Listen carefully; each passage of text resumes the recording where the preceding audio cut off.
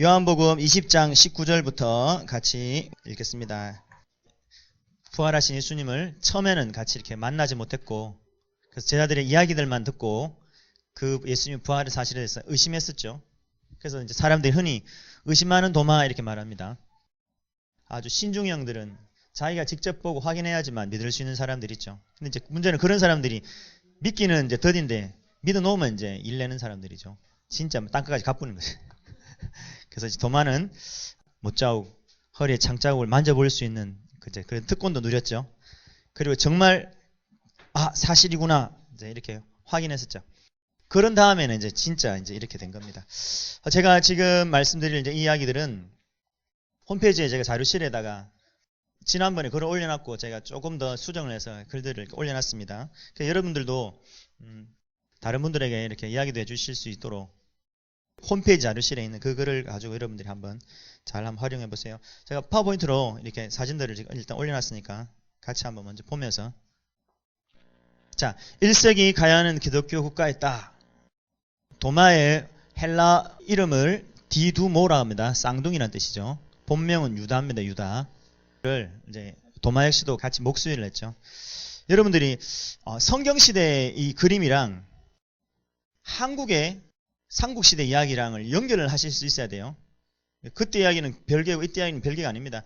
사도행전에 나왔던 그런 이야기들과 삼국시대, 우리나라 삼국시대 이야기랑 같은 시대라고 하는 걸 여러분 머릿속에 딱 넣어두시고 한번 이 이야기를 한번 보세요.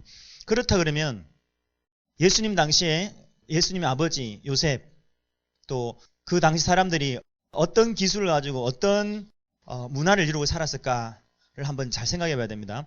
특별히 유대인들은 전부 다 기술을 하나씩을 다 가지고 있는데 한두 개 이상은 꼭 기술을 가르칩니다.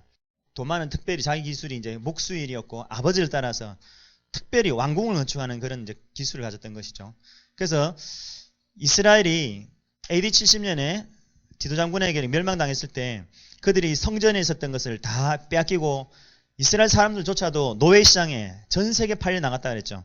로마에 잡혀갔던 이 이스라엘 노예들이 만든 것이 이겁니다. 콜로세움 경기장이란 말이죠. 이게 어마어마한 일이거든요. 이런 건축 기술이 그 당시 있었다고 생각해 보세요. 그렇기 때문에 도마가 세계의 복음을 전하러 이렇게 그 동쪽을 향하여 계속 아시아 쪽으로 이렇게 오면서 도마가 가는 곳마다 대우를 받을 수밖에 없는 거예요. 최고의 엔지니어, 건축 기술을 가졌기 때문에 왕궁을 지을 수 있는 어마어마한 돌을 다듬고 할 수 있는 기술을 가졌다고 하는 굉장한 일이거든요. 그래서 여러분 그 당시에 우리가 가지고 있던 기술이 뭔지를 생각해 보세요. 청동이었거든요. 청동 거푸집 뭐 이런 거 보시잖아요. 그죠? 기껏해서 고조선 때 그런 거나 썼다는 거죠. 근데 그거 가지고 돌을 다듬는다고 하는 건, 정밀하게 다듬는다고 하는 건 불가능하거든요. 철기만이 그것이 가능하게 만듭니다. 근데 이런 건물들 만들 수 있는 것은 고도의 그런 그 철기를 도구로 쓰지 않으면 만들 수 없는 것이란 말이죠. 이렇게 실제로 도마가 그 철기 기술을 들고 이렇게 온 것이죠. 도마가 이 한국에 전해준 것 중에 하나가 철기 문화였다는 것입니다. 쇠물을 녹여가지고 이렇게 그 부집에 부어가지고 만드는 것을 주조라 그러죠. 근데 탕탕탕 두들겨서 만든 것을 우리가 단조라 그럽니다. 그 우리나라의 철기 문화가 그 중국의 철기 문화보다 400년이나 더 빠릅니다. 그러니까 중국에서 흘러내려오는 그런 기술하고는 다릅니다. 그 증거입니다, 그게. 그래서 도마가 예수님의 부활 후에 부활의 증인이 되어서 저기 아프리카 위쪽에도 잠깐 갔다가 인도 쪽에도 왔다가, 그래서 인도에 와서는 군다포러스라고 하는 왕궁을 짓습니다. 아까 여러분 영화 드라마에서 본 것처럼 서양에서 온 굉장한 기술자인 이 도마에게 자기 왕궁을 지어달라고 부탁을 했죠. 그래서 그런 왕궁을 건축하는 일이 있고요. 그러다가 AD 42년이 됐을 때 실크로드의 땅끝인 한국 낙동강 지역을 찾아왔단 말이죠. 그 당시만 해도 김해라고 하는 곳은 그냥 조그만 도시죠. 조그만 도시. 그래서 그곳에 와서 이제 김수로 왕을 만나게 되고 김수로 왕에게 세례를 주고 김수로 왕이 도마에게서 세례를 받고 나서 이제 가야라고 나라를 세우거든요. 그러고 나서 김수로 왕이 왕이 된 6년 뒤에 결혼을 하게 됩니다. 그 6년 동안 왜 그럼 김수로 왕은 결혼을 하지 않고 있었을까? 가야에는 처녀가 없었을까? 그죠? 한번 생각해 보세요. 6년 뒤에 허황옥 인도의 공주를 신부감으로 이렇게 맞이합니다. 그 중매를 도마가 한국에 와서 가야에 와서 가야뿐만 아니라 저기 이 낙동강 일대를 다 다닙니다. 다니면서 복음을 전합니다. 복음을 다 전하고 나서 돌아가는 길에 인도에 가서 홍항국 공주 아버지한테 이렇게 중매를 서줍니다. 그러고는 자기는 예루살렘으로 선교 보고를 위해서 예루살렘 사도회의에 참석합니다. 이 이야기들은 여기 보다시피 낙동강 지역에 온 것은 가락국기에 기록되어 있고 연대가 정확하게 기록되어 있고 홍항 공주가 이렇게 시집 온 것 이런 이야기들은 인도 역사에 기록이 되어 있습니다. 그리고 복음을 다 전하고 다시 예루살렘으로 돌아가서 선교 보고를 하러 간 이야기는 서양 역사에 기록이 되어 있고 그리고는 52년에 인도 서남부 켈라라주에서 선교를 하였으며 이제 인도 첸나이에서 마지막 순교하는 이야기까지는 인도 역사에 이렇게 기록이 되어 있고 도마의 기념교회들이 지금 인도에 여러 개가 서 있습니다. 그렇게 이 역사들이 한국에 기록이 되어 있고 서양 역사에 기록이 되어 있고 인도 역사에 기록되어 있는데 합쳐보면 이게 쫙 한 사람의 완벽한 일대기가 딱 나옵니다. 이게 도마의 일생입니다. 근데 성경 속에는 그냥 뭐 서양 쪽에 대한 이야기만 있지 동양의 어떤 이런 선교 사역에 대해서는 자세히 기록되어 있지는 않죠. 그래서 사실은 바울의 그런 사도행전의 그 이야기들만 쓰여져 있는 거죠. 서쪽에 그런 이야기들만 쓰여져 있습니다. 자, 넘어가 볼까요? 자, 그러면 과연 도마가 이렇게 왔을 당시 1세기에는 이 기메라고 하는 동네는 과연 그러면 옆에 있는 다른 나라들과 무역을 했나, 교역을 했나? 그 교역의 증거가 바로 이 화천이라고 하는 동전입니다. 1세기 당시에 이 기메는 굉장한 해상 무역의 항이었습니다. 해상 무역의 중심이었죠. 그래서 이곳으로 중국의 무역선들이 와서 이렇게 무역을 하고 지나갔죠. 그러면서 그 증거로 남았던 게 지금 동전입니다. 이 화천이라는 동전인데 이 동전이 어디서 발견됐느냐 하면 이 나주에서 발견되고 김해의 조개들의 무덤 패총에서 발견됐습니다. 그래서 나주, 해남, 김해, 제주에서 발견됐죠. 여러분 생각할 때 김해가 그냥 많고 많은 동네 중에 왜 하필은 김해냐 이렇게 생각할지 몰라도 지리적 위치가 그렇습니다. 이게 해상의 이 해류의 이 방향이나 이 모든 면들에 있어서 김해가 굉장히 중요한 곳입니다. 이게 나중에 저기 밑에 가면 여기 밑에가 중국 밑에 이제 대만이잖아요. 대만 이 해역에서 수로가 이렇게 있습니다. 배가 가는데 배가 아무 길로 가지 않거든요. 아무 길로 갔다가는 세월호 꼴로 나는 거죠. 그죠? 그래서 배는 반드시 백길로 갑니다. 왜 백길이냐면 백길이란 말은 수심이 일정해서 그 수심이 흘러가는 수로가 있습니다. 100m 깊이의 수로들이 쫙 연결되는데 대만 저 위에서부터 시작해서 요렇게까지 여기서 라면 봉지 하나를 딱 버리면 쪼르륵 흘러서 제주도 옵니다. 이게 수로가 100m 이 수심의 깊이가 이렇게 되어 있습니다. 이 일대는 전부 다 뭐 50m 이렇게밖에 안 되고 얕아가지고 해류는 흘러가지 않습니다. 요렇게 이게 가장 메인 길입니다. 그래서 가만 좀 여기 가면 요 끝점이 김해입니다. 김해고 여기 뒤에 가면 이제 형산강 지구대라고 요렇게 강들이 이렇게 해서 강의 끝자락이 경주 위에 있는 여기입니다. 그래서 이제 육지의 실크로드는 여기서부터 이렇게 오고요. 해상의 실크로드는 이렇게 옵니다. 이렇게 와서 김해까지 오는 겁니다. 그게 끝이라 세상의 끝이란 말이죠. 그래서 예수님 당시에 이랬다는 이야기입니다. 그 예수님 당시에만 그랬냐? 사실은 더 정확하게 얘기하면 더 그슬로 올라갑니다. 여기가 홍해고 여기가 이스라엘이죠. 지중해고 이스라엘 갈릴리 요단강 사이잖아요. 그래서 지금 홍해 여쪽 편의 끝자락이 에시온 게벨이라고 하는 것입니다. 에시온 게벨은 뭐 하는 곳이냐면 예수님 오시기 1000년 전에 솔로몬 왕 때 저기서 배를 만들어서 무역을 했습니다. 세계에 무역을 했죠. 솔로몬 왕의 처와 첩이 몇 명이라 그랬죠? 1000명이면 1000명. 1000명의 처첩들이 다 누굴까요? 솔로몬이 여자에 미쳐가지고 그냥 막 이렇게 1000명을 데려온 게 아닙니다. 그게 아니라 솔로몬이 그 당시에 시바 여왕이 정말 한 번만 만나서 이야기 한번 듣고 싶다. 정말 한 번만 만나서 대화 한번 해보고 싶다 할 정도로 솔로몬은 지혜의 사람이었어요. 그래서 전 세계의 왕들이 솔로몬에 대한 그 명성을 듣고 만나고 싶었던 거죠. 왜? 조금이라도 연줄을 닿아서 솔로몬에게 뭔가를 구하고 싶었거든요. 그럴 정도로. 그래서 이제 솔로몬의 마음을 얻고 솔로몬의 나라와 교역을 하고 싶었고 그래서 자기의 공주들을 주면서 교역을 맺기를 원했죠. 그래서 처첩이 1000명이 왔는데 그 1000명이 어디서 왔겠냐는 겁니다. 이 동네에서 그냥 1000명이 몰려왔겠냐는 거예요. 그렇지 않습니다. 이 무역이 활발했습니다. 사실 솔로몬 때부터. 그렇다 그러면 여러분 우리가 막연히 이제 좀 이제 세월이 흘러서 역사가 좀 이렇게 과학이 좀 발달되고 이렇게 하니까 더듬어서 역사를 되새김질해서 뭔가를 찾아내려고 하지만 성경 속에 너무나 정확한 증거들을 이야기하고 있습니다. 이미 솔로몬이 에시온 게벨에서 배를 만들어서 이미 무역을 했습니다. 그래서 지금 사실 인도에 와 있었던 이 황옥의 아버지 역시도 저 인도가 크니까 인도 전체 왕은 아닙니다. 조그만 나라의 왕이죠. 근데 인도에 있었던 이 황옥의 부모조차도 그들이 이 당시에 전 세계에 디아스포라 흩어져 있던 유대인들이 살고 있다는 걸 알아야 돼요. 그래서 이제 허왕옥의 아버지 역시도 그렇게 디아스포라 유대인이었던 거예요. 이 두 사람들이 이제 자기 딸을 시집 보내는 것을 하나님 앞에 기도하면서 이렇게 음성을 듣습니다. 그러면서 이제 자기 딸을 보내라고 하는 이야기가 나오죠. 그러면서 딸을 보내라는 그 명령을 듣고 딸인 허왕옥은 부모님에게 똑같이 하나님 나타나서 말씀을 해주니까 이 딸이 어떻게 될지를 놓고 하나님께 기도하죠. 기도하면서 하나님 뜻이니까 제가 도대체 가야라고 하는 나라가 어떤 나라인지 어떤 곳인 김수로 왕이 어떤 사람인지 모르겠지만 뜻을 받들어 가겠습니다 하고 순종하면서 갑니다. 그 이야기가 삼국유사에 나옵니다. 스님이 쓴 역사책 속에 지금 이 이야기가 나온다는 이야기죠. 그래서 이제 이렇게 그 당시에 이미 해상 실크로드, 육상 실크로드가 이렇게 있다는 거예요. 그래서 이제 김수로 왕은 육상 실크로드를 따라서 이렇게 내려온 사람이고, 그래서 여기 보면 문경세제를 넘어와서 여기서 영주가 그래서 육상 실크로드와 해상 실크로드가 만나는 꼭지점이 고기입니다. 그래서 도마가 곧다가 고를 세우는 겁니다. 자, 이렇게 두고요. 제가 홈페이지에다가 이 글을 제가 올려놓은 글들이니까 제 글들을 읽으면서 제가 설명을 해드리겠습니다. 자, 허왕옥은 인도의 아유타국에서 왔습니다. 아유타국은 현재 인도에 있는 겐지스강 아이오디아라고 하는 조그만 읍입니다. 그 옆에는 페자바드라고 하는 큰 도시가 있죠. 허왕옥의 아버지는 약초, 향신료 등을 수출하는 아유르베다 무역상이었다는 거예요. 무역상. 생각해보세요. 그럼 무역상이란 말은 그 무역이 언제부터 시작된지는 사실은 알 수 없어요. 근데 이미 1세기보다 1000년 전부터 세계적인 해상 무역들이 있었다는 사실을 우리가 알 때, 저 아유르베다의 왕이었다라고 하는 허왕옥의 부모 역시도 그렇게 디아스포라 유대인이라고 하는 것을 우리가 짐작해 볼 수 있습니다. 그래서 가락국기에 허왕옥이 시집 오면서 들고 온 물품들을 보면 당시에 실크로드를 통해서 교육됐던 물품들이었습니다. 이런 물품들이 고구려, 백제, 신라, 가야에도 들어오게 된 것입니다. 당시 가락국은 중국과 일본 사이에 무역의 교두보였습니다. 그죠? 세계적인 무역항이었다는 거죠. 일본과 중국을 이어주는 그런 무역항이죠.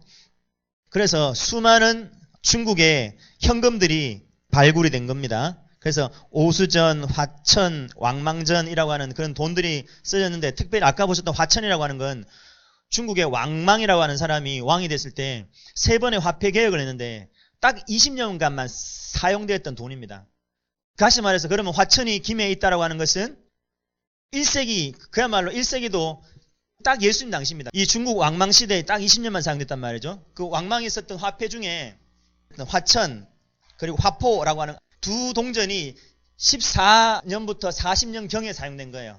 그런 중에 이 화천이라는 돈은 20년만 딱 썼는데 이렇게 4군데서 화천이 발견된 거예요. 그 정도로 그 당시에 얼마나 이렇게 이제 실질적인 무역들이 이렇게 오갔는가를 알 수 있고, 이게 이제 로만 글라스라고 하는 겁니다. 흔히 로마제 유리다 이렇게 이제 표현하지만 흑해면 흑해. 흑해 밑에가 스키타이 민족이 살고 있는 곳입니다. 그 스키타이 민족이 누구냐면 바로 이제 김수로 왕이죠. 김수로 왕은 스키타이 사람입니다. 그래서 흑해에서 신라까지 이렇게 로만 글라스라고 하는 이런 기술을 벌써 이들이 받아들였고 그렇게 쓰고 있었고 서로 만들고 있었다는 사실이죠. 역사 스페셜에 이렇게 나올 정도로 이미 고증이 다 된 이야기들이죠. 자, 이런 식으로 굉장히 유리 제품들이 많습니다. 예. 그래서 이런 것들이 왜 여기 들어왔겠냐라고 하는 것이죠. 나중에 도마가 들어와서 이제 그 스키타이 청년인 김수로 왕에게 복음을 전해주거든요. 김수로 왕이 나라를 만들기 전에 이미 도마에게서 세례를 받고 그렇게 해서 나라를 공포를 하거든요. 부활절날. 그렇게 해서 부활절날 기독교 나라를 세우고, 그 당시에는 모이는 것과 성찬식은 같은 일입니다. 원래는 매주 성찬식 하는 것이 그게 성경적이고 옳죠. 당연히 이 당시에는 예배 곧 성찬입니다. 다시 말해 성찬기 이꼴을 바로 예배를 이야기하는 것이죠. 그렇게 이렇게 로만 글라스가 이렇게 많은 이유가 또 그런 것이죠. 허왕옥에 대해서 한번 보겠습니다. 자, 허왕옥의 후손들은 이렇게 지금은 김해 김씨, 김해 허씨, 인천 이씨 이 세 성씨들이 다 허왕옥의 후손들입니다. 그렇기 때문에 지금도 일족이기 때문에 서로 결혼을 하지 않습니다. 자, 허왕옥의 아버지로부터 내려오는 왕손이 인도에 지금도 살고 있죠. 그래서 김종필 씨가 이제 아유다에 있는 그 후손들을 찾아내서 김해에 데려와서 허왕옥 왕릉에 참배도 하게 하고, 지금 그 왕릉 옆에 클릭해 보시겠어요? 이건 이제 인도고 여기는 이제 우리나라의 김해죠. 요 옆에 보면 왕세자들이 식수를 해놨어요. 그리고 페자바드 시장이 기념 식수를 해놓고, 그럴 정도로 이미 페자바드 시랑은 김해랑은 자매결연이 되어 있습니다. 서로 그것을 이제 알고 그렇게 있는 것이죠. 저게 이제 후손들입니다. 실제로 그 한국말 속에 드리비다어라고 하는 그 인도 나라 말 속에 한국말과 똑같은 단어가 400개나 있습니다. 특히 농사와 관련된 유사한 단어가 그렇게 많다는 거예요. 쌀, 그 사람들 쌀 그러고, 벼도 같이 벼 그러고, 가래, 뭐 메뚜기, 풀 다 같은 단어로 쓴다는 거죠.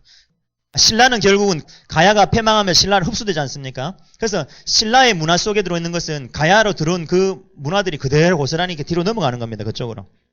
자, 그래서 가라쿠키에서 밝히고 있는 아유다국 삼국유사의 내용 중에서 가야에 관련된 이야기를 적어놓은 가라쿠키에 보면 호황옥은 아유다에서 왔다고 되어 있습니다. 아유다란 말 자체가 인도 의학, 아유르베다 의학을 하는 사람들이다 이런 뜻입니다.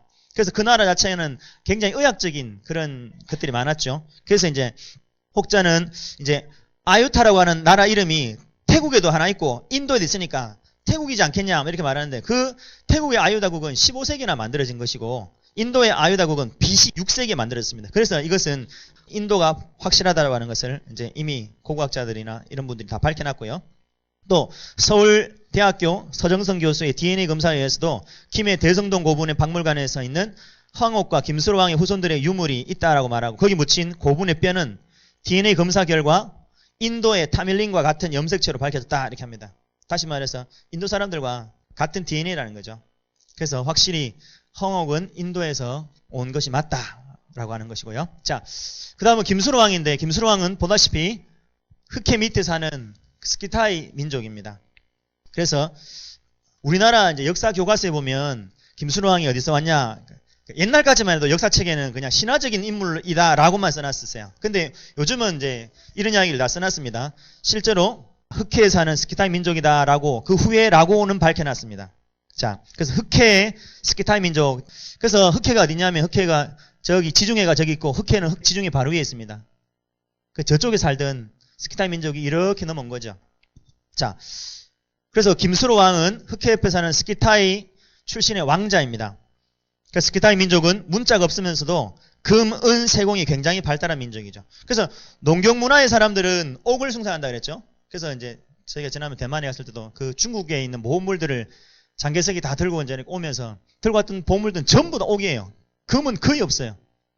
옥이 귀한 거죠. 저희는 뭐 수십억짜리라고 막 쓰는 걸 보면서 옥에 대한 가치를 못 느껴서 뭐 별로다 이랬는데 전부 옥밖에 없는 거예요. 그 농경 문화는 옥을 숭상합니다. 그러나 이렇게 유목 문화는 금을 숭상합니다.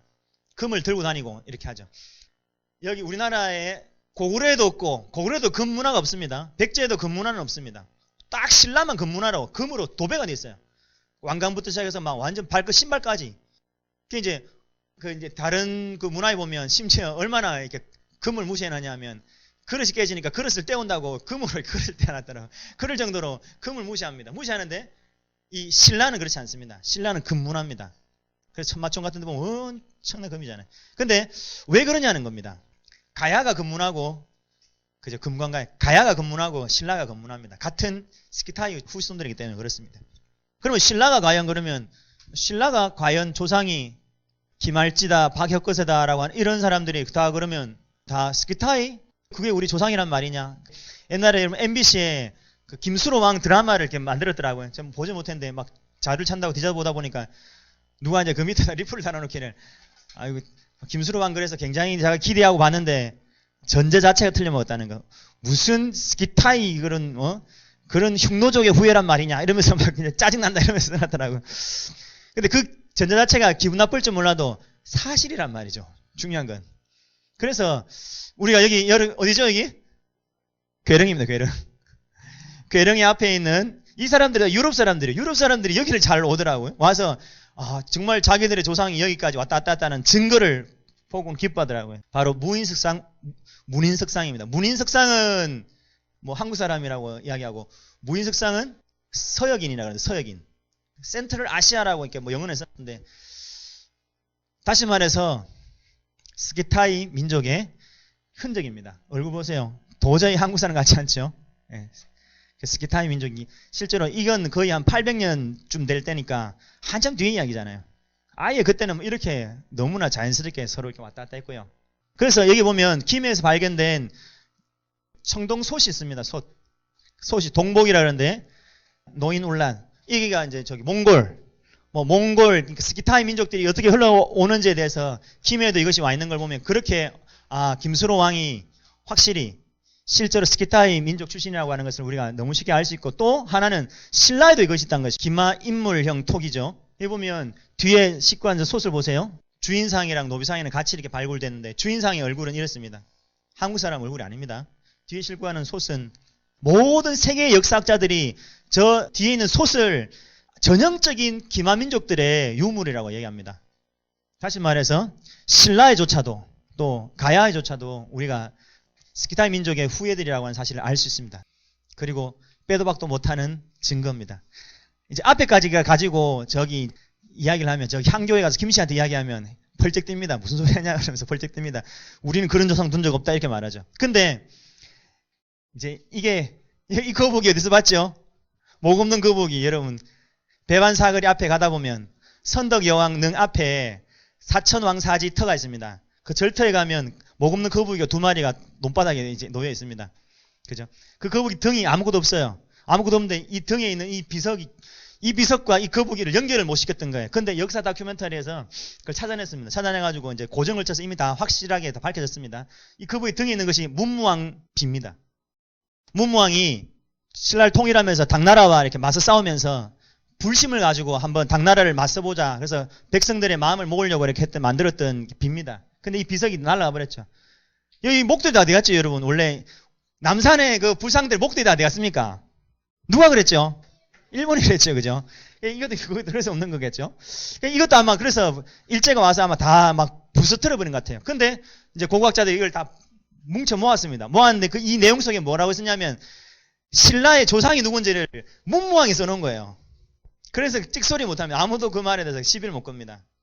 바로 투호라고 하는 호를 가진 김일제라고 하는 사람입니다. 그게 김씨의 원조상입니다. 한국 사람 아닙니다. 흉노족입니다. 흉노족.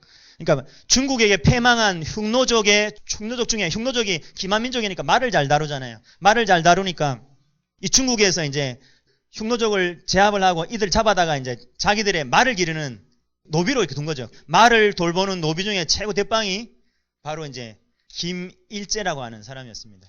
그 사람이 어떻게 김씨의 원조상인가를 문무왕이 밝혀놓은 겁니다. 문무왕만 아니라 문무왕의 동생이 써놓은 그 비석에도 똑같은 그 이름이 나왔어요. 그래서 이제 그것이 이미 공학적으로 다 밝혀졌기 때문에 더 이상은 이제 시비할 수 없습니다. 그럴 정도로 신라의 조상도 가야의 조상도 사실은 스키타이 민족이라는 사실이죠.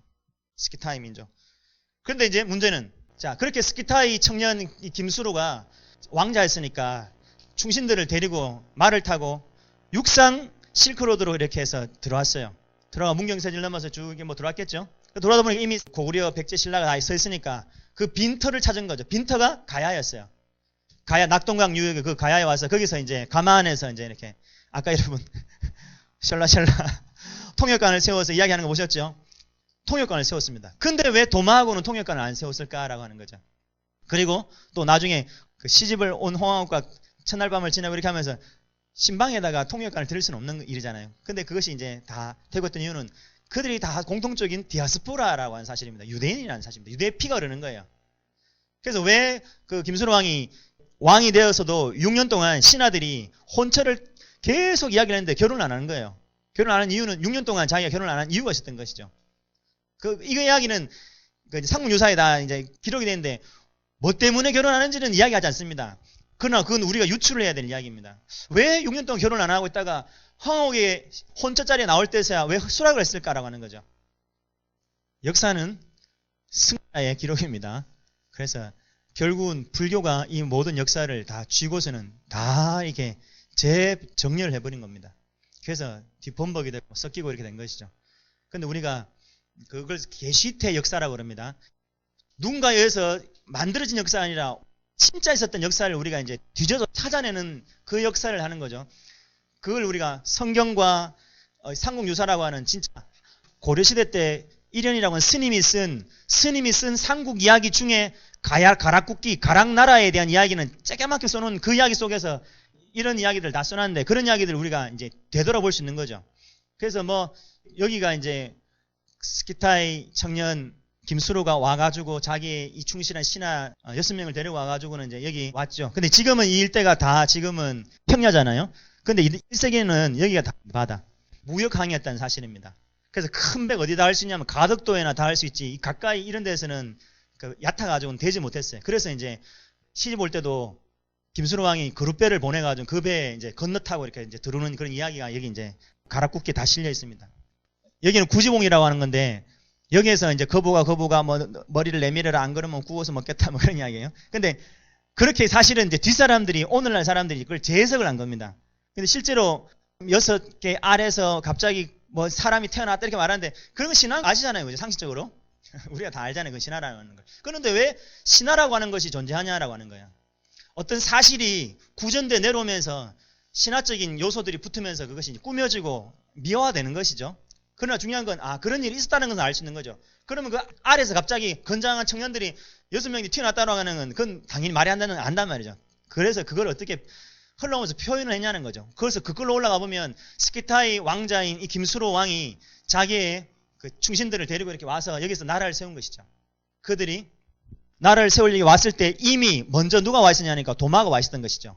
도마가 여기 와서 벌써 신라에 그리고 여기에 와서 복음을 전하고 있었던 것입니다. 전하고 있을 그때 이 스키타의 청년이 도마라고 하는 저 서역에서 누군가 와서 이렇게 복음을 전한다. 생각해 보세요. 해상 실크로드가 발달돼서 서로 무역을 하고 있고 김해는 무역 중심지예요. 근데 그 배를 타고 누군가 왔대요. 누군가 와서 구지봉이라고 하는 동네에 모여서 그 당시만 해도 이 김해는 조그만 곳이 한 300명 정도밖에 안 되는 그 조그만 마을이 었단 말이에요. 그 마을에 사람들이 모여가지고는 그 도마라고 하는 어떤 선교사에게 복음을 듣고 있는 그런 현상을 생각해 보세요. 그런 장면들을. 그러는 중에 스키타의 청년 이 김수로 왕과 그의 충신들이 말이 통하는 도마를 만난 거죠. 히브리 말이 통하는. 그래서 그에게 복음을 듣고 세례를 받고 그러고는 그 스키타의 청년 김수로가 며칠 뒤에 부활절 날 이제 가야 나라를 세웁니다. 자, 여기까지 딱 세워두시고요. 이렇게 이제 신라조차도 남아있는 아까 괴릉에 있는 그 원성왕릉 무인석상에서 우리가 스키타 민족이 이곳에 왔구나. 그때가 한 700년경입니다. AD 700년경에 그렇게 스키타 민족과의 교역이 활발했음을 보여주고 있고 김수로 왕의 청동솥도 여러분 보셨고 그런 것들 신라에 고스란히 묻어들어갔다는 이야기고요. 자, 허왕이 여기 이제 시집 올 때 시집 와서 처음 여기 발을 디딘 곳입니다. 허왕 공주가 16살 때 김수로 왕에게 시집을 오죠. 그래 이제 큰 배는 저 가덕도 쪽에 세워놓고 그리고는 이제 작은 배에 올라타고 이렇게 오는데 그 배에 이제 배가 작으니까 흔들리지 않도록 배에다가 무게 중심을 잡으려고 돌을 이렇게 이제 쌌습니다. 그래서 배의 무게 중심을 잡고 그 배로 이렇게 한들랑한들랑해서 이렇게 이제 들어왔어요. 황옥이 시집 올 때 자기가 하나님께 드렸던 기도가 있습니다. 도마가 인도의 복음을 전하고 다시 가야에 왔기 때문에 가야의 김수로 왕을 소개시켜주러 다시 인도로 돌아갔을 때 허왕옥의 부모에게 김수로 왕이 있다라고 하는 사실을 알려준 것이죠. 가야에 신실한 청년이 하나가 있는데 그가 나라를 세웠다. 그는 신실한 디아스포라 유대인이다. 아주 경건한 사람이다. 근데 모든 혼주자리를 다 마다하고 지금 신부감을 구하고 있다. 믿음의 아내를 구하기 위해서. 그죠? 믿음의 아내를 구하기 위해서. 그 말을 들었을 때 이 인도의 허왕옥의 부모들이 그 말을 들었고 허왕의 부모 역시도 하나님께 주시는 꿈을 꾸게 됩니다. 그래서 허왕옥이 기도를 합니다. 삼국육사 가락국기에 이련 스님이 쓴 삼국유사에 이렇게 나옵니다. 부왕이 왕비로 더불어 저에게 말씀하시기를 어젯밤 꿈에 함께 상제를 배웠는데 상제의 말씀이 여러분 상제라고 하는 것은 하나님입니다. 우리나라 최초 성경 전부 하나님을 상제라고 번역해놨습니다. 한자로. 왜 그렇게 했냐면 엘샤다이 하나님의 이름 중에 엘샤다이라고 하는 이름이 있어요. 샤다이라고 하는 것이 중국어 광동에서는 번역할 때 전부 상제로 다 번역해놨습니다. 이렇게 상제께서 상제의 말씀이 가락국 왕 수로를 내려보내 등극해 하였으니 그러니까 수로 왕은 그는 나의 택함을 받은 사람이다. 그가 새로 나라를 세웠으나 아직 배필을 정하지 못하였으니 그대들은 공주를 보내 짝을 삼게 하라 하시고 하늘로 올라가시니라. 라고 누가 썼다고요? 이련 스님이 쓴 거예요. 가락국기에다가 그렇게 써놓은 거예요. 그 말은 여러분 불교는 그 전까지 들어오지 않았습니다. 그 지금 불교계에서 뭐라고 말하냐면, 인도에서 허황옥이 시집 올 때 불교를 들고 들어왔다, 인도 불교를 들고 들어왔다 이렇게 말하지만 이런 스님이 그런 적 없다라고 지금 밝힌 거예요. 그렇기 때문에 그 다 거짓말입니다. 자, 그래서 이제 중매를 통해서 16살 때 시집을 오게 됩니다. 그래서 김수로 왕은 공주가 오는 날짜에 맞춰서 큰 행사를 벌였고요. 공주를 태워온 20명의 백사공들에게 큰 선물을 줍니다. 그 선물을 받고 8월 1일 그 배가 다시 김수로 왕이 준 선물을 큰 150석이나 되는 별을 가만히다가 실어가지고 이렇게 주었습니다. 그러니까 황옥을 실어왔던 그 배사공들에게 그걸 주었기 때문에 배사공들이 선물을 배에다 실으려니까 이제 무게중심 잡을 돌이 필요 없었던 거죠. 그래서 그것을 그 강바닥에 다 내려놓고 선물만 싣고 돌아갑니다. 그래서 무게중심을 잡았던 그 돌들을 다 던져놓고 갔는데 그것을 이렇게 탑을 이렇게 쌓아놓아서 파사석탑이라고 황옥 왕비릉 바로 옆에다가 이렇게 이제 쌓아놨습니다. 자, 삼국유사 3권 금관성 파사석탑이라고 하는 기록에 이련을 쓴 삼국유사에 이렇게 기록이 되어 있습니다. 그때 김수로 왕과 허황우 시대, 그때 해동에서는 아직 절을 창간하고 불법을 받드는 일이 없었으니 절도 없었고 불교를 믿는 적도 없었다는 것입니다. 대개 부처님 화상과 교리가 이르지 아니었던 까닭으로 아직 불교가 전래되지 않았다는 이야기입니다. 까닭으로 토박이 사람들이 신복하지 않았던 것이다. 그러므로 본기에는 본 삼국유사 가락국기 기록에는 절을 창건하는 기록이 없었다. 이런 스님이 자기가 이야기를 자기도 후대 사람들 어떻게 알겠어요? 앞에서 기록들을 보고 베끼면서 한 말입니다. 그러므로 본기에는 절을 창건하는 기록이 없었다. 제8대 질지왕 2년에 임진에 이르렀어야 비로소 그 땅에 절이 세워졌고 왕후사라고 하는 절이 한참 뒤에야 세워졌다는 것이죠. 자, 다시 그러면 고려시대 때 이련 스님이 삼국유사에 불교가 우리나라에 들어온 때를 고구려는 372년에 들어왔고 백제는 418년에 들어왔고 신라는 462년에 들어왔고 가야에는 452년에 들어왔다는 거예요. 자, 그렇다 그러면 자, 이련 스님이 이렇게 말했다라고 하는 것을 이 사실을 지금 알려줬더니 김해 불교계에서는 이 사실을 알려준 그분을 죽이겠다고 지금 난리예요. 근데 그 이야기를 이분이 짜낸 이야기 아니라 당신들이 아주 존경하고 따르시는 이런 스님의 증거입니다. 증언이란 말이죠. 이건 우리가 삼국의 역사를 유일하게 알 수 있는 삼국유사에서나 우리가 알 수 있는 이야기니까. 자, 그 전까지는 불교가 들어온 적이 없어요. 오히려 도마가 예수님의 이 명령을 받들어서 정말 이곳까지 와서 오히려 복음을 전하고 갔다는 사실이죠. 그래서 이것은 파사석탑은 불교탑이 아닙니다. 자, 그리고 이제 영조에 있는 이게 도마상입니다. 영조에 있는 도마상이 과연 이게 도마상이냐? 불상이냐? 밑에 보면 팻말에 뭐라고 써놨냐면 영주 강동리 마애보살입상 이렇게 되어 있습니다. 마애보살입상. 근데 이걸 처음 발견한 사람이 누구냐면 서울 관악고등학교 역사 선생님입니다. 이분은 순복음교회 당시 집사님이셨는데 어느 날 기도하는 중에 경북 영주 이곳에 가보라고 하는 하나님의 음성을 들었죠. 그래가지고 순병에서 가보니까 완전 막 이끼가 껴있고 숲 속에 완전히 막 숲을 다 덮여 있었던 것이죠. 그래서 알 수 없었던 거죠. 이 찾는 거 쉽지 않습니다. 이 위치도 뭐 저런데 뭐가 있나 싶을 정도로 진짜 저희도 막 뺑뺑뺑 돌다 찾았기 때문에. 자, 그런데 숲속에 다 덮여 있었으니까 아무도 이 앞에서 무속행위를 하지는 않았었어요. 무속행위는 안 했습니다. 숲을 덩굴에 다 덮여 있었기 때문에. 그래 이제 아들과 함께 청소를 했답니다. 이제 막 붓 가지고 이제 막 청소하고 이렇게 막 했는데 청소하고 나니까 이제 이런 것이 보인 거예요. 저기 위에 보이는 히브리 글자가 이렇게 네 글자가 보인 거죠. 예, 저 히브리 글자가 이렇게 보인 겁니다. 이게 히브리 글자인지 어찌하냐? 학계에 보고가 돼가지고 이미 박사들이 다 이미 히브리 글자 맞다라고 다 발표했습니다.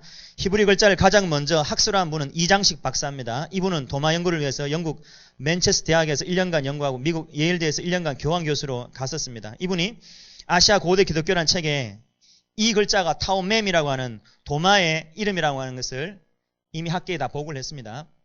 자, 그러면 자, 이게 왜 덮여있었냐는 거죠. 왜 숲으로 덮여있었냐고 하는 겁니다. 이 동네에 다른 미륵상이 한 개 되어 있습니다. 그래서 이제 이 동네 사람들이 뭘 생각하냐면 미륵은 한 마을에 두 개일 수 없다 이렇게 해서 이 미륵은 취급을 못 받은 겁니다. 그래서 방치된 겁니다. 방치돼서 온 수풀이 덮이고 막 이끼가 잔뜩 끼어가지고는 이게 숨겨졌던 것이죠.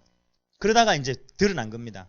자, 그러니까 나중에 드러나서 자꾸 이제 기독교 교회에서 이게 뭐 이런 식의 도마의 상이다 이렇게 막 하니까 얼른 불상이다 이러면서 아까 여러분 본 것처럼 그렇게 이제 마의 보살 입상이라고 이제 팻말까지 다 붙여놓고 이제 그렇게 이제 있습니다. 자, 근데 이게 마의 보살 입상이 아닌 증거, 이 당시에는 불교가 들어오지 않았다라고 하는 것을 증거하려면 이게 언제 만들어졌냐라고 하는 걸 보면 되는 거죠. 자, 먼저 히브리 글자가 쓰여있다는 사실이 하나의 증거가 되고, 또 한쪽에 보면 클릭해 보시겠어요? 자, 도마상 이쪽 편에 보면 한 귀퉁이에다가 이렇게 한자가 적혀 있습니다. 지전행이라고 한자가 적혀 있는데, 저 한자의 서체를 보면 이게 언제 건지를 알 수 있습니다. 자, 한자에 각골문이 있고 전서, 해서, 초서, 예서체 이렇게 있는데, 예서체는 중국의 한나라 시대 때만 쓰여진 서체입니다. 한나라는 BC 206년에서 AD 220년. 불교가 들어온 게 언제라고요? 그렇기 때문에 이 상이 만들어진 것은 불교가 들어오기 한 200~300년 전에, 최소한 200~300년이에요. 그 전에 만들었다는 것을 한자의 서체로 알 수 있습니다. 그러면 이제 불교계는 뭐라 할까요? 뒤에 그거 누가 쓰는 거야? 이렇게 말하죠. 히브리 글자, 이 글자도, 타오메임이라고 하는 이 히브리 글자도, 누가 조작한 거야? 이렇게, 뭐, 그런 말은 끝도 없습니다. 그렇게 이제 말해버리면 할 말도 없고, 그런 사람하고 이야기 안 합니다. 히브리 글자가 있고, 분명히 한나라 시대나 쓰여질 법한 그 서체에 한자가 기록이 되어 있고, 또 하나는, 이게 멀리서 봐야 보이는 거다. 발가락입니다, 발가락. 도마상 밑에 발가락의 모양이, 이렇게 발가락이 이렇게 볼록볼록 다 나와 있죠.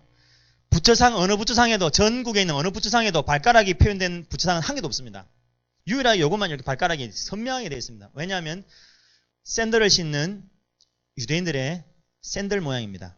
그래서 유일하게 발가락이 선명하게 이렇게 묘사되어 있고 표현이 되어 있는 것입니다.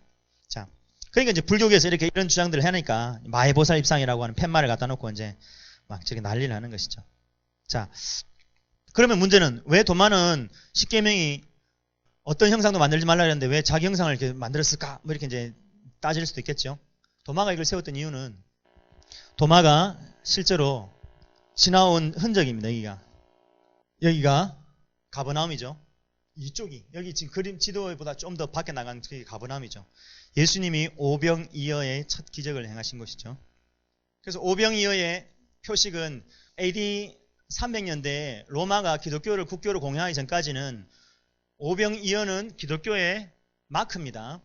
기독교의 마크는 콘스탄틴이 기독교를 공인할 때 비로소 십자가를 썼지 그 전까지는 십자가를 사용하지 않았습니다. 십자가는 사형틀이었으니까 쓰지 않았는데 예수님이 오병이어를 이렇게 그것을 십자가에 대신 기독교의 마크로 썼단 말이죠. 근데 희한하게 이 가야의 김수로왕 현판에 붙어있는 이 물고기 2마리를 연구하던 김병모 박사라는 사람이, 이 사람 예수 믿는 사람 아닙니다. 이 박사가 연구를 해보니까 자기 한 40년 인생을 들여가지고는 이 중앙아시아부터 시작해 다 다녔어요. 그래서 이 사람이 막 가는 곳마다 이 물고기 2마리가 있는, 한번 뒤로 넘겨보세요. 뭐 어디 갔든 처마에 저렇게 돼 있고, 아까 여러분이 그 김수로왕 스키타이 민족 그 말 안장에 보면 안장에 또 이렇게 물고기 2마리 내려져 있죠. 뭐 국기에도 들어갔는데 인도네시아 같은 데 국기에도 들어가 있고 뭐 택시에도 붙어 있고 막 이렇게 물고기 2마리 모양이 가보니까 이 뭐 태국부터 시작해 쭉 가보니까 계속 있는 거예요. 그 끝점을 따라가 보니까 그 끝점이 가버나움이더라는 거야. 예수님이 오병이어를 일으킨 가버나움. 오병이어의 저 마크가 이제 있었던 것이죠. 그래서 이 가버나움 기념교회 이게 벽에 있는 겁니다. 오병이어. 자, 그래서 도마가 가야에 와서, 가야는 지금은 김해 평야지만 그전에는 다 바다였단 말입니다. 그래서 농사를 지을 수 있는 동네가 아니었습니다. 근데 가야가 그럼 뭘로 살 수 있냐면, 가야가 김수로왕이 도마에게서 넘겨받은 이 철문화를 일으킨 겁니다. 그래서 지금도 이제 가야에서 이렇게 이제 행사하면 이렇게 철기문화의 어떤 그런 재현을 위해서 이런 행사를 하죠. 그래서 여러분, 철문화를 우리나라에 보급한 존재가 누구냐라고 하는 사실도 여러분 잘 기억하셔야 됩니다. 지금 포스코가 있는 자리에 그 여러분 해맞이 그 새천년 뭐 있죠. 탑 뒤에 보면 연호랑 세운에 대한 그런 이제 그 신화의 그 그림을 그리는 거 보셨죠? 그 이제 곧 테마파크가 만들어집니다. 그 테마파크 아이디어를 누가 냈냐면 도마박물관 이 목사님이 그 아이디어를 대통령에게 내고 도지사에게 내가지고 그걸 만들고 있습니다. 그 철문화를 받아들인, 다시 말해 신라의 철문화를 누가 줬냐는 거죠. 가야의 철문화를 누가 줬냐는 걸 여러분 한번 생각해 봐야 됩니다. 이건 이제 배 모양의 그런 이제 뭐 이렇게 가야는 철장에 철을 수출했습니다. 해상 무역의 실크로드의 끝점이었기 때문에 굉장한 중요한 해상 무역의 중심지였기 때문에 이렇게 실크로드 따라서 이렇게 옵니다. 자동적으로 쪼르륵 흘러오면 자연스럽게 여기 들어오게 돼 있어요. 가야 김해에 들어오게 돼 있습니다. 그래서 하멜이 표류할 때도 여기서 표류를 했는데 눈 떠보니까 제주도인 거죠. 그래서 하멜 표류기가 제주도에 상륙해서 했었던 이야기도 있죠. 그럴 정도로 여기는 정확하게 여기로 흘러갑니다. 가야에 딱 오게 됐습니다. 자, 타이완에서 이렇게 수심 100m의 등고선이 이렇게 있습니다. 쭉 따라오면 이렇게 휘돌아서 김해로 딱 들어옵니다. 여기 가덕도 김해로 쏙 들어옵니다. 그래서 김해로 쏙 들어오면 여기 형산강 지구대가 형성되어 있어요. 지구대란 말은 이렇게 온폭 패여가지고 그러니까 이 땅 지형 자체가 온폭 패여가지고 마치 갈릴리 사해 요단강에서 흘러내려서 홍해로 이렇게 쭉 연결된 지구대가 파였듯이 여기도 형산강 지구대가 이렇게 돼 있어서 김해에서 낙동강 이렇게 해서 들어오면 이렇게까지 넘어갈 수 있습니다. 그래서 이제 실질적으로 경주 이 땅이 굉장히 중요한 땅이라 그래요.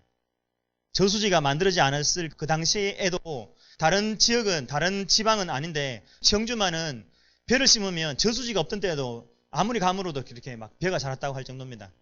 그래서 여러분 사실 경주가 보통 땅이 아닙니다. 왜 하나님이 경주에다가 신라라고 하는 나라가 만들어지고 가야라고 하는 나라가 만들어지고 특별히 가야의 김수로왕은 왜 복음으로 나라를 세우게 됐고 신라 역시도 여러분 신라의 불교가 처음 들어와서 불교가 이렇게 전파대를 할 때 신하들이 일제히 반대했거든요. 삼국유사에 보면 우리나라의 불교를 들이다니 무슨 말입니까? 그 왕이 불교를 믿으려고 그랬어요. 그죠? 법흥왕이 불교를 믿으려고 하니까 신하들이 일제히 반대했습니다. 그래서 주춤해서 그래서 보기 좋게 이차돈이라는 사람이 순교당했죠. 왜 순교당했냐면 왕이 책임져야 될 그 이상한 미신을 믿는 것을 신하들이 일제히 반대하니까 이차돈이라는 신하가 이제 그 법흥왕이랑 짜고 다른 신하들이 이차돈이 목을 베임을 당하는 걸 보면서 이제 반대를 못하게 하려고. 다시 말하면 그러면 그 전까지 뭐였을까요? 상식적으로만 생각해보세요. 불교는 뒤에 들어왔고 불교를 받아들이지 않으니까 아니 무슨 불교냐 이 나라 같은 나라인데 불교를 믿냐 이렇게 하면서 불교 못 믿는다라고 신하들이 일제히 반대했단 말입니다.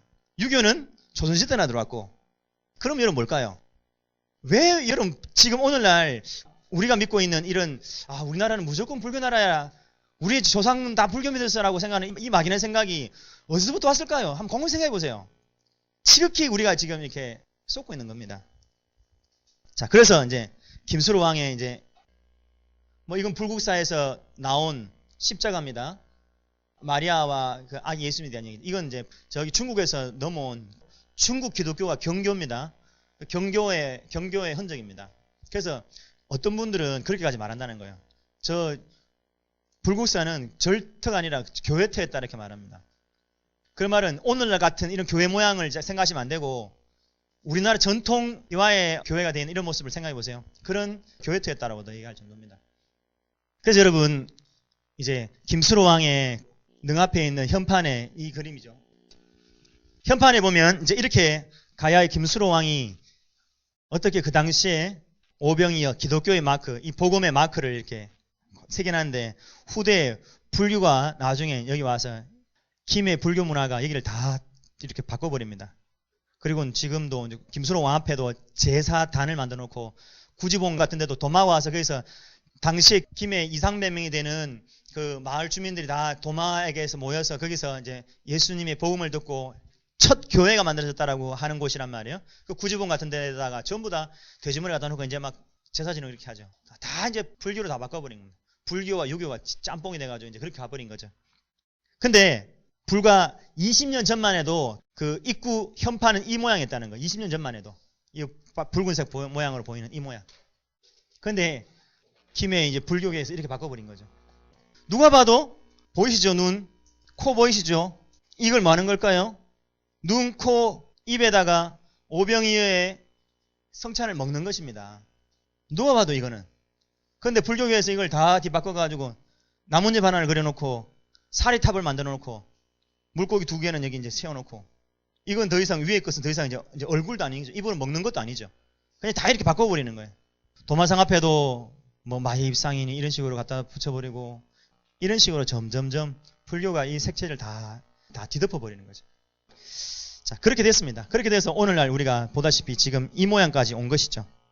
그래서 우리가 참 우리나라의 이 하나님께서 이미 2000년 전에 어떻게 이렇게 복음을 주셔서 복음을 원래 받게 되었고 이 복음이 실제로 이렇게 많이 왕성한 역사를 했고 그리고 나중에 제가 또 한번 기회가 되면 또 한번 제가 그런 이야기를 할 수 있을 텐데 예수님이 탄생하시고 예수님이 오시고 동방박사들이 경배하는데 그 경배하러 가는 그 시간이 목자들은 천사의 음성을 듣고 예수님이 난 그곳으로 달려가서 경배를 하지만 동방의 박사들은 별을 보고 2년 뒤에 갑니다. 2년 뒤에. 그래서 동방박사랑 목자들이 같이 만난 게 아닙니다.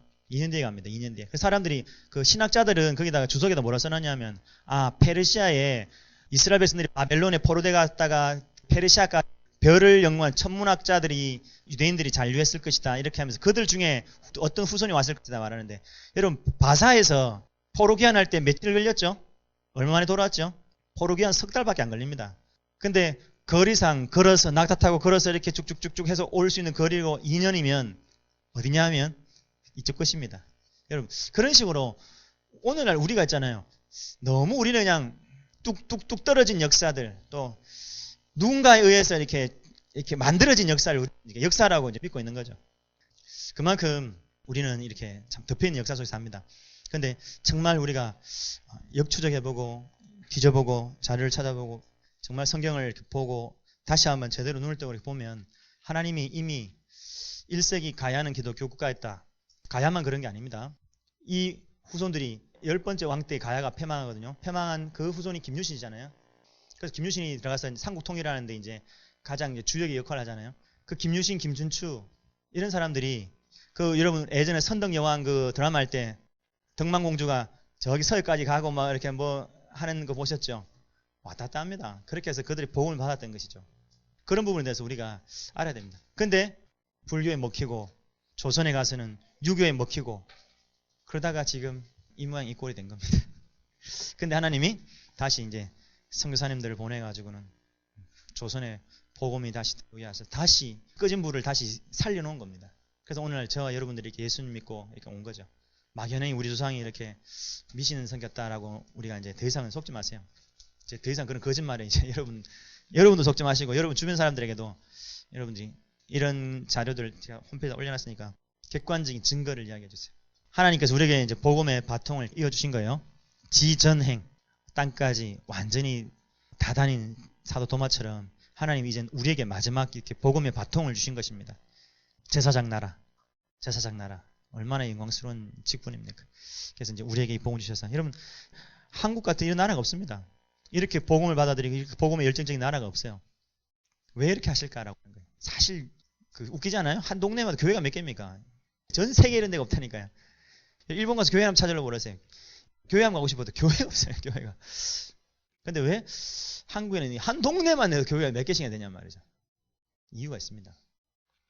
이제서야 하나님께서 때가 되니까 한국의 교회들이 정말 이런 하나님의 이런 사명들을 깨닫게 되고 역사의 이런 정체들도 이제 다시 알게 되고 정말 예측부터 시작하신 하나님의 그 원대한 계획들을 우리가 이제 발견하게 되고 그것을 이제 우리가 하나님은 응답하기를 원하는 거예요. 응답하라 코리아 이렇게 되는 거죠. 그래서 우리가 이제 복음 들고 일어나야 됩니다. 우리가 있는 지역 이제 우리나라뿐만 아니라 이제 세계 열방에 하나님이 한국 교회를 일으키셔서 마지막 선교의 사명 감당하게 될 것입니다. 그러기 위해서 북한을 통일시킬 겁니다. 북한을 통일시키기 위해서는 전쟁은 어떻게 보면 감수를 해드릴 수도 있어요. 저 북한이 어떤 형식으로든 간에 무너지게 만들고 그래서 다시 재편되게 만들고 북한에 다시 옛 평양, 여러분 평양이 어떤 동네입니까? 정말 이 조선에 복음이 들어왔을 때 평양이 동방의 예루살렘 반드시 회복시킬 것이고 회복이 되면 남북이 중요한 일을 할 겁니다. 문제는 누굴 통해 일하시냐라고 하는 거예요. 모르는 사람은 뭐 김해가 저런 게 있어도 김해 살면서도 모르듯이 그죠? 통일이 돼도 돈벌이나 하지 뭐 하나님의 계획이고 하나님의 소원이고는 아무것도 모르는 어리석은 인생 되는 겁니다.